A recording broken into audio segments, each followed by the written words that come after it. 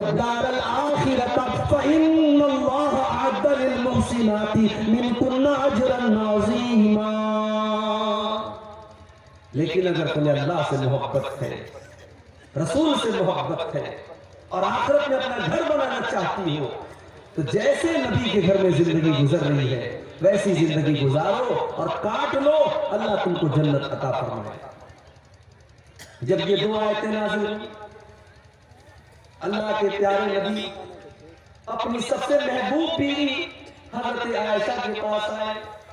اے عائشہ، تم سے ایک بات پوچھنا چاہتا ہوں، سوچ سمجھ کے تم جواب دینا، کوئی جلدی نہیں ہے.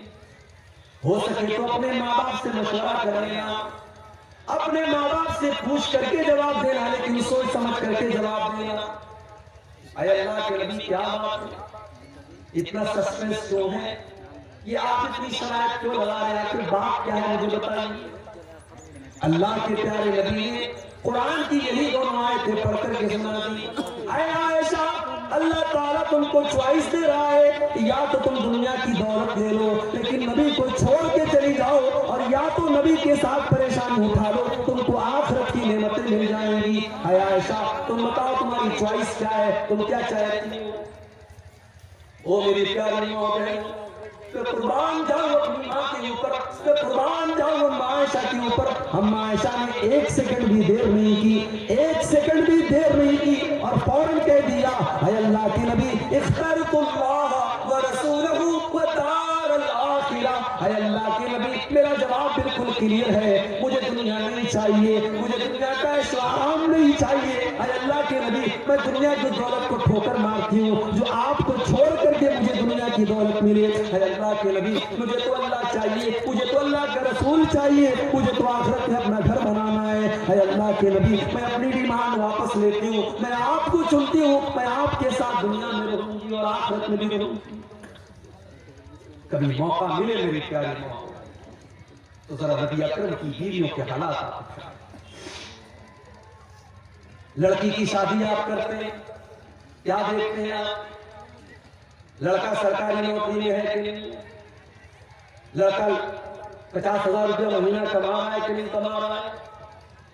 لڑکی اگر آپ کی خوبصورت ہے تو آپ کو لڑکا بھی ایک دم خوبصورت چاہیے. دینداری آج کون پوچھتا ہے میرے بھائی؟ آج دیندار لڑکے بیچارے پریشان ہیں، ان کے رشتے نہیں مل رہے ہیں. دیندار لڑکیاں پریشان ہیں، ان کے لیے رشتے نہیں مل رہے ہیں. لڑکوں کی ڈیمانڈ کہ لمبا چوڑا جہیز ملنا چاہیے، اور لڑکی والوں کی ڈیمانڈ کہ سرکاری نوکری والا اور اچھا کمانے والا اور لاکھوں کمانے والا داماد چاہیے. وہ لوگوں، ذرا نبی کے چاروں داماد کے حالات بھی پڑھ لیں.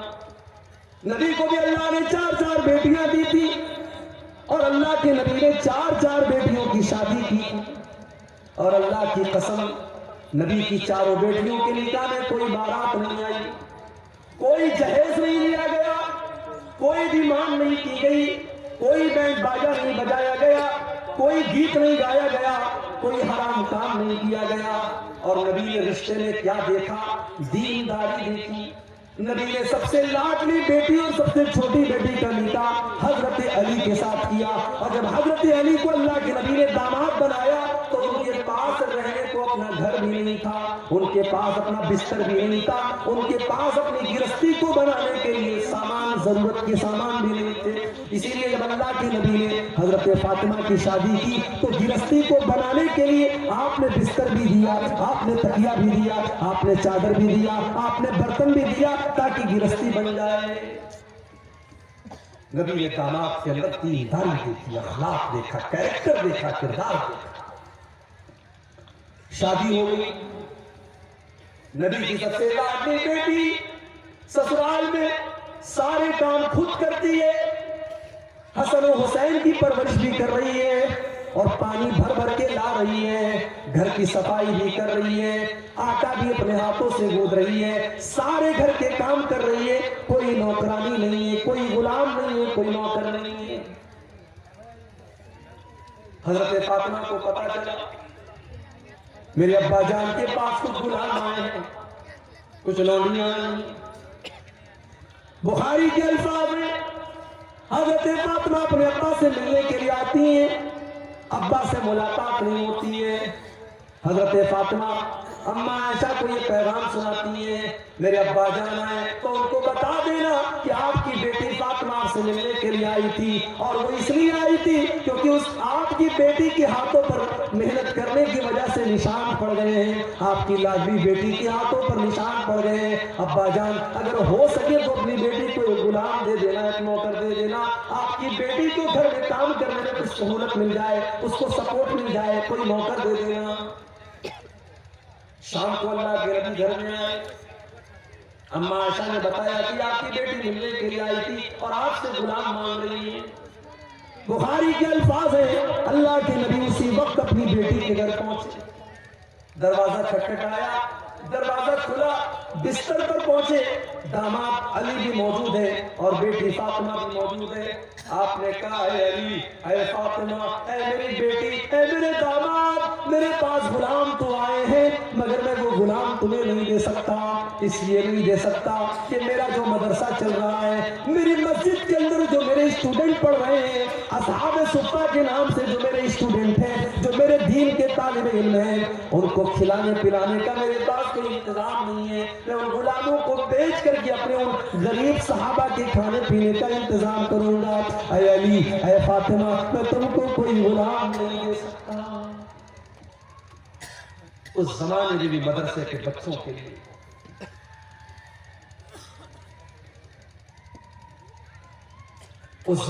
مدرسے کے بچوں کے لیے نبی نے چندہ کیا, اور آج بھی چندہ کرنا پڑتا ہے. نبی نے اپنے پریوار اور اپنی فیملی کی ضرورتوں کو قربان کر کے اپنے مدرسے کو چلایا ہے. اور آج بھی کتنے مدرسے ایسے ہیں جو بڑی مشکل سے چلتے ہیں, اور بڑی مشکلوں کے بعد ان مدرسوں سے پڑھ کر کے کوئی عالم دین بنتا ہے. لوگوں کے گھروں میں لائن لگا کر کے جاگیر کا کھانا کھا کر کے یہ بچے 8 سال 10 سال کے بعد عالم بنتے ہیں. ان کی قدر کیا کرو میرے بھائی, ان کی عزت کیا کرو, یہ بڑی قربانیوں کے بعد عالم بنتے ہیں. یہ 1400 سال کا اتہاس رہا ہے کہ دین کے ادارے اور دین کے مدرسے آسانی سے نہیں چلتے ہیں. نبی نے اپنی بیٹی کا پیٹ کاٹا ہے, اپنا پیٹ کاٹا ہے اور اپنے مدرسے کو چلایا. کہا ہے میری بیٹی فاطمہ, میں تمہیں غلام نہیں دے سکتا, میں تمہیں نوکر نہیں دے سکتا, لیکن ہاں میں تم کو اس سے بہتر ایک چیز بتا دیتا ہوں. اذا اویتما الى فراشکما فسبحا 33 وکبرا 33 واحمدا 33. جب تم بستر پہ سونے جایا کرو تو 33 بار سبحان اللہ پڑھ لیا کرو, 33 بار الحمدللہ پڑھ لیا کرو, اور 34 بار تم اللہ اکبر پڑھ لیا کرو. فذالکما خیر لکما من خادم, تمہیں کسی نوکر کی ضرورت نہیں پڑے گی, تمہارے بدن کی ساری تھکان دور ہو جائے گی, تم یہ تسبیح پڑھ کے بستر پہ سو جانا. نبی نے اپنی بیٹی کو تسبیح سکھائی, اور ہم نے اپنی بیٹی کو کیا سکھایا؟ کٹیہار کے انگلش میڈیم میں ہمارا بچہ پڑھتا ہے, ہماری بیٹی پڑھتی ہے. اسکول کا پروگرام ہوا, سالانہ فنکشن ہوا, اینول فنکشن ہوا, سج سمر کے ہم بھی گئے, اپنی محترمہ کو بھی لے کے گئے. وہاں ہماری 10 سال کی لڑکی ناچ رہی ہے بالی ووڈ کے کسی گانے پر, اور ہم ویڈیو بنا رہے ہیں اور اسٹیٹس لگا رہے ہیں اور پورے خاندان کو دکھا رہے ہیں, دیکھو میری بیٹی میرا نام روشن کر رہی ہے, کتنا اچھا ڈانس کیا ہماری بیٹی. نبی نے اپنی بیٹی کو تسبیح سکھائی, اور ہم اپنے بچوں کو گانا سکھایا. جو بولو گے وہ کاٹو گے, جو اپنے بچوں کو سکھاؤ گے کل بڑے ہو کر کے وہی سیکھیں گے. نبی نے اپنے بچوں کو تسبیح سکھائی. تربیت آپ کرتے ہیں. نوجوان اگر بگڑا ہے, لڑکے بگڑے ہیں, لڑکیاں بگڑی ہیں, تو سوال یہ ہے کہ آپ کیا کر رہے تھے, آپ کی ذمہ داری کیا تھی, آپ نے اپنی ذمہ داری کو کتنا لیا. نبی اکرم نے کیسی تربیت کی اپنے بچوں کو. یہ کیسا شور آ رہا ہے؟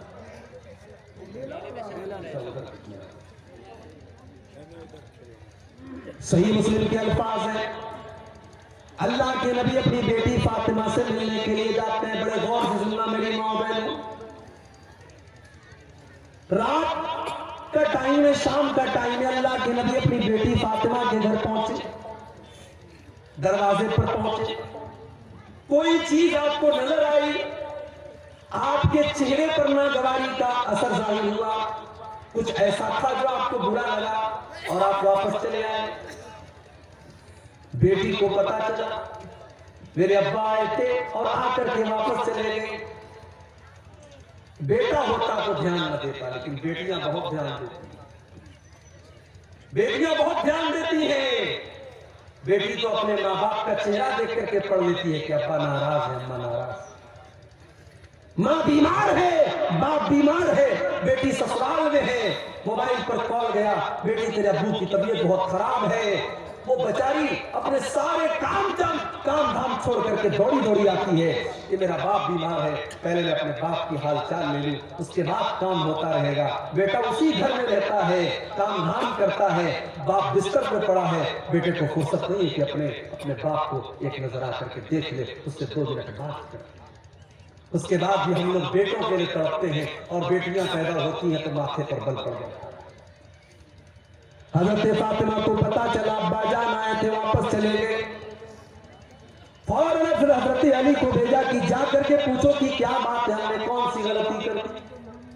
حضرت علی آتے ہیں، اے اللہ کے نبی کیا بات ہے، آپ ہمارے گھر پر آئے اور دروازے سے واپس چلے گئے، اے اللہ کے نبی اگر کوئی خطا ہو گئی، کوئی غلطی ہو گئی تو بتا دیجیے۔ نبی اکرم نے کیا فرمایا، اے علی جب میں اپنی بیٹی کے گھر پہنچا، میں نے دیکھا کہ میری بیٹی کے دروازے پر جو پردہ لٹک رہا ہے وہ بڑا ڈیزائن دار ہے، فرأیت علی بابہا سترا موشیا، میں نے دیکھا کہ میری بیٹی کے دروازے پر جو پردہ لٹک رہا ہے اس پر بڑے ڈیزائن بنے ہوئے ہیں، بہت بڑی تصویریں بنی ہوئی ہیں۔ اے علی مالی وللدنیا، جب میرا دنیا سے کوئی لینا دینا نہیں ہے، جب میں نے ساری زندگی دنیا سے اپنے آپ کو دور رکھا، میں نے دنیا کی رنگینیوں سے اپنے آپ کو دور رکھا، تو اے علی میری بیٹی فاطمہ کے گھر کے اوپر یہ ڈیزائن دار پردہ کہاں سے آ گیا؟ جاؤ میری بیٹی سے کہہ دو وہ پردہ ہٹا کر کے مدینہ کے غریبوں میں تقسیم کر دے۔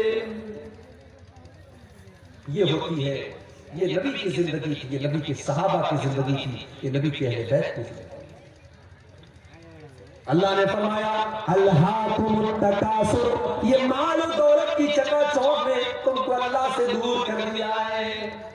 یہ مال کرتے ہو، یہ مال کتنے دن تمہارے کام آئے گا؟ اللہ کے نبی فرماتے ہیں، اللہ تعالیٰ کہتا ہے یقول ابن آدم مالی مالی، آدم کا بیٹا کہتا ہے ہائے میرا مال، ہائے میرا مال، وما مالک الا ما اکلت فافنیت وما لبست فابلیت وما تصدقت فامضیت۔ اللہ کے نبی فرماتے ہیں کہ تیرے مال کی کیا حقیقت ہے، یا تو نے پہن کر کے پرانا کر دیا، یا تو نے کھا کر کے ختم کر دیا، یا تو نے اللہ کی راہ میں دان دے دیا، صدقہ کر دیا، خیرات کر دیا اور آخرت کے لیے آگے بڑھا دیا، یہی تو تیرا مال ہے۔ اور کیا تیرا مال ہے جو تو چھوڑ کے جاتا ہے وہ تو دوسروں کا ہو جاتا ہے، تیرا کیا ہے؟ تیرا کیا ہے؟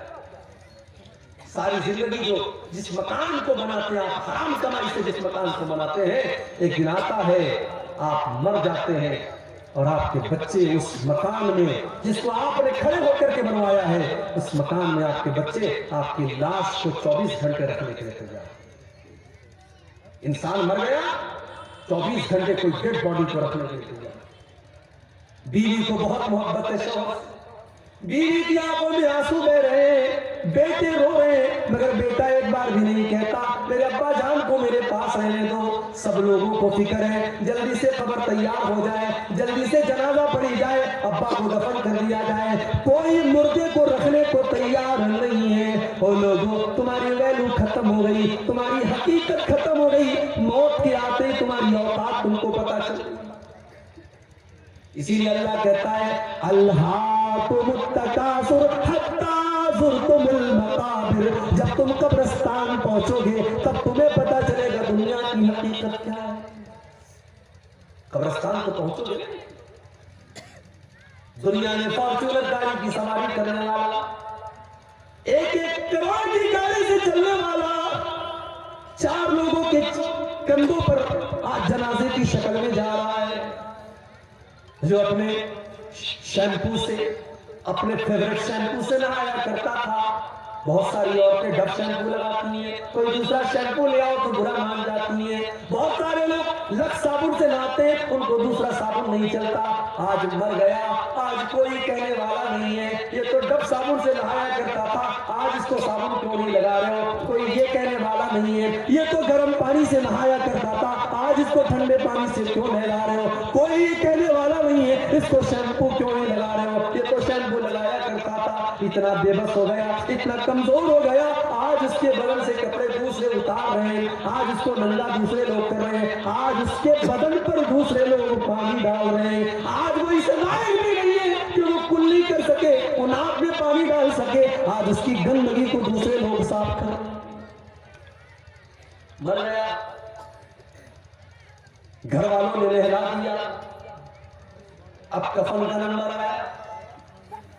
دنیا میں کپڑا پہنتا تھا تو دکان پر جا کر کے کہتا تھا سب سے مہنگا کپڑا مجھے دکھاؤ، 1000 روپیہ میٹر والا کپڑا پہن کر کے وہ نکلتا تھا اور اپنے کپڑے کا روپ جھاڑتا تھا۔ آج مر گیا تو معمولی کاٹن کے کفن کے کپڑے میں، سوتی کپڑے میں اس کو کفنایا جا رہا ہے۔ وہ یہ بھی نہیں کہتا ہے وہ لوگوں میں تو ریمنڈ کا کپڑا پہنا کرتا تھا، میں تو فلاں کمپنی کا کپڑا پہنا کرتا تھا، میں تو ڈینم کی، میں تو فلاں برانڈ کی جینس کی پینٹ پہنا کرتا تھا۔ آج سارا برانڈ ہوا ہو گیا، آج ساری کمپنیاں ہوا ہو گئی، آج جس کپڑے میں کفنایا جائے وہ کفنایا جا رہا ہے، کفنا دیا گیا۔ اب لوگ آ رہے ہیں اس کو دیکھنے کے لیے، دیکھ لو آخری دیدار ہے، اب اس کو کوئی دیکھنے والا نہیں ہوگا، آخری دیدار ہے، دیکھ لو۔ اب یہ منو مٹی نیچے چلا جائے گا، اب اس کو قبر میں ڈال دیا جائے گا، پھر تم دیکھنا بھی چاہو گے تو فوٹو کے اندر دیکھ سکتے ہو، موبائل کے اندر دیکھ سکتے ہو، تم ریئل میں دوبارہ اس کو نہیں دیکھ سکتے۔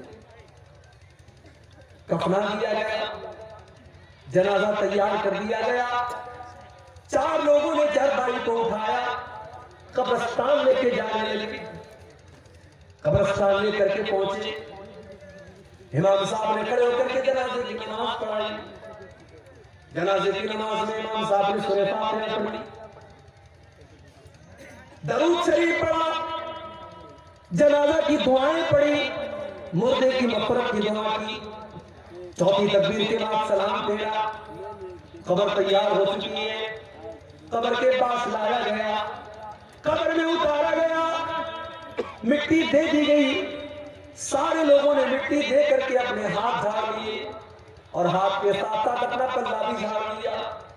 یہ بتا دیا، بیٹے نے اپنے باپ کو مٹی دے کر کے یہ بتا دیا، ابا جان میں آپ کا بیٹا ہوں، آپ نے مجھے پڑھایا لکھایا، میرے لیے زمین جائیداد بنائی، میرے لیے کیا کیا کیا، مگر آج اس قبر کے اندر میں آپ کے کام آنے والا نہیں ہوں۔ اس قبر کے اندر جب منکر نکیر آپ سے سوال کریں گے تو ابا جان میں آپ کے کوئی کام نہیں آؤں۔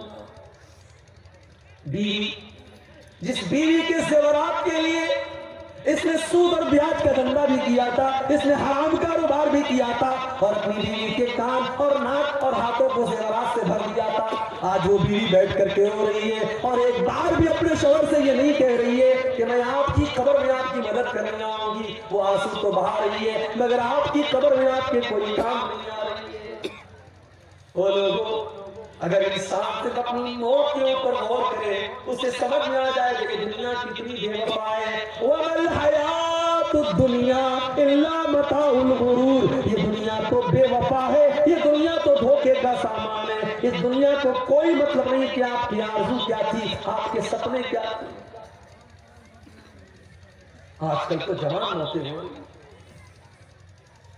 پہلے یہ تھا کہ صاحب آدمی 60 سال کا ہوا، 70 سال کا ہوا تب موت ہوتی تھی، اب تو موت تو ہمیشہ اپنے ٹائم پر ہی آتی ہے۔ ہم کو لگتا ہے کہ 60 سال میں آدمی مر گیا، 50 سال کی عمر میں آدمی مر گیا، موت تو اپنے ٹائم پر آئی۔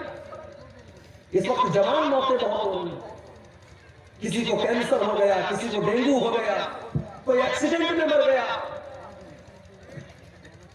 الہ آباد کی سرزمین ہمارے یوپی کے اندر ہے، ڈاکٹر محسن نام کا ایک نوجوان لڑکا، ہٹا کٹا خوبصورت لڑکا، 1 سال پہلے مجھے جلسے میں ملتا ہے، میں منع کرتا ہوں پھر بھی میرے ساتھ سیلفی لیتا ہے، اپنا موبائل نمبر مجھے دیتا ہے، مجھ سے کانٹیکٹ میں رہتا ہے، قوم کی خدمت کرنے کا جذبہ بھی اس کے اندر ہے۔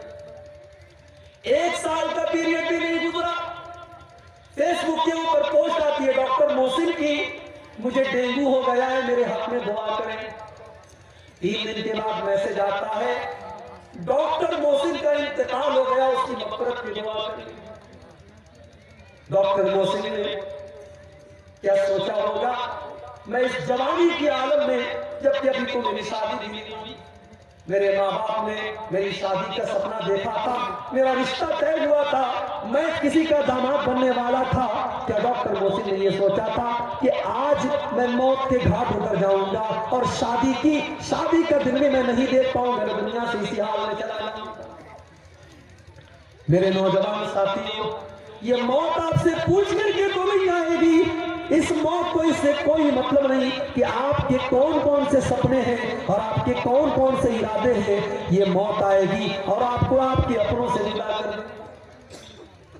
ہمارے بڑے اچھے دوست تھے مولانا عبدالرحمان ساجد سلفی، اتر پردیش کے سدھارتھ نگر کے رہنے والے، ممبئی کے مسجد کے امام ہیں، تقریر کرنے کے لیے پونا جاتے ہیں، رات میں تقریر کر کے واپس لوٹ رہے، ٹیکسی کے اوپر سوار ہیں، ایکسیڈنٹ ہو جاتا ہے، انتقال ہو جاتا ہے، خوبصورت چہرہ لہولہان ہو جاتا ہے، جو دیکھتا ہے اس کی آنکھوں میں آنسو آ جاتے ہیں۔ لیکن میرے پیارے بھائیوں، موت کو کوئی ترس نہیں آتا، موت کو کوئی رحم نہیں آتا، موت کا فرشتہ اس سے کوئی مطلب نہیں کہ آپ کا 1.5 سال کا بچہ آپ کا انتظار کر رہا ہے، ابھی آپ کی نئی شادی ہوئی ہے، ابھی آپ کی جوان بیوہ آپ کا انتظار کر رہی ہوگی، آپ کے ماں باپ آپ کا انتظار کر رہے ہیں، ابھی تو آپ نے مکان بھی نہیں بنایا، ابھی تو آپ نے زندگی میں بہت سارے سپنے پورے نہیں کیے۔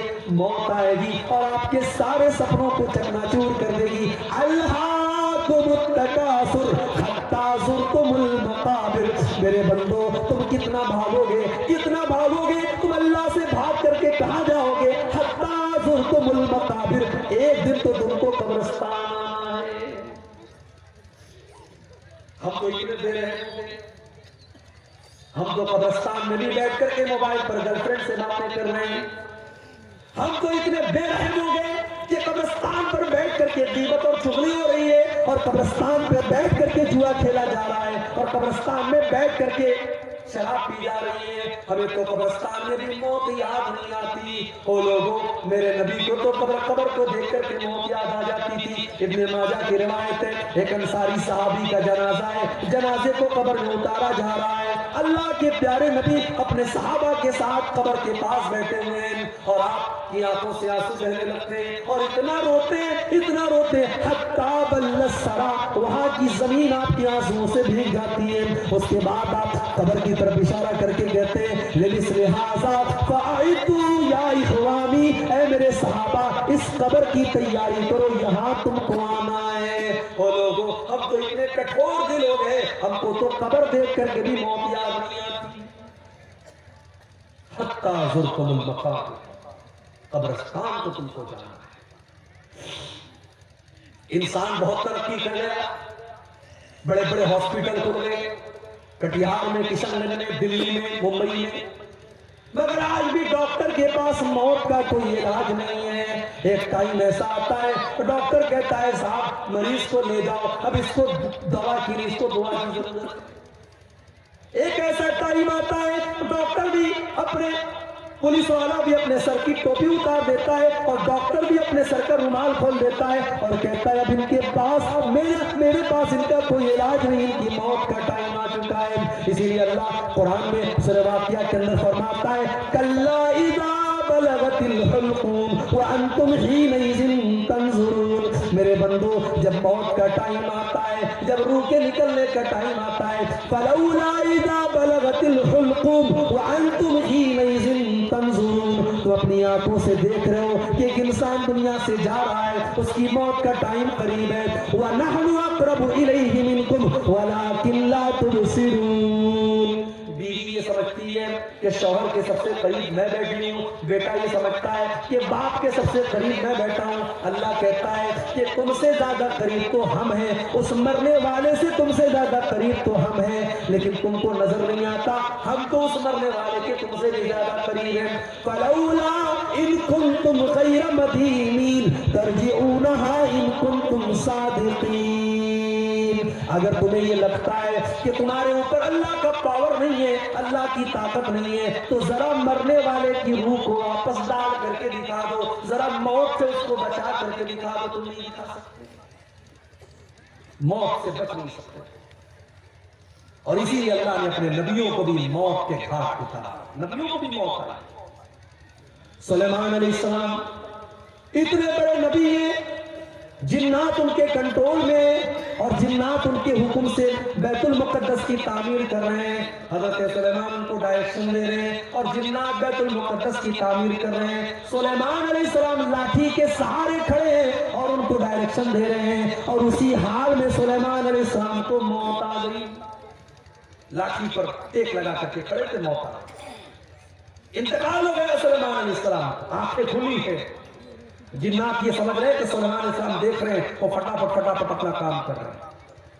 قرآن کریم میں اللہ نے فرمایا فَلَمَّا قَضَيْنَا عَلَيْهِ الْمَوْتَ مَا دَلَّهُمْ عَلَى مَوْتِهِ إِلَّا دَابَّةُ الْأَرْضِ تَأْكُلُ مِنْ سَأَتَهُ۔ جب سلیمان کی موت کا فیصلہ ہم نے کر دیا تو جنات کو ان کی موت کے بارے میں پتہ بھی نہیں چلا، وہ تو ان کی لاٹھی کو جب گھن کے کیڑے نے کھا لیا اور لاٹھی کٹ کر کے گر گئی اور سلیمان علیہ السلام کی ڈیڈ باڈی زمین پر آ گئی، تب جنات کو پتا چلا کہ ان کو غیب کے بارے میں پتا نہیں، ان کو پتا نہیں کہ سلیمان کو موت کب آئی۔ سلیمان علیہ السلام کو بھی موت آئی، اور نبیوں کے سردار اور ہماری اور کے پیارے نبی اور آخری نبی جناب محمد رسول اللہ صلی اللہ علیہ وسلم کو بھی موت آئی۔ ربیع الاول کی 12 تاریخ تھی، سوموار کا دن تھا، اللہ کے نبی کئی دن سے بیمار چل رہے تھے۔ فجر کی نماز کا ٹائم ہے، اللہ کے نبی کو تھوڑی طبیعت بہتر محسوس ہوئی،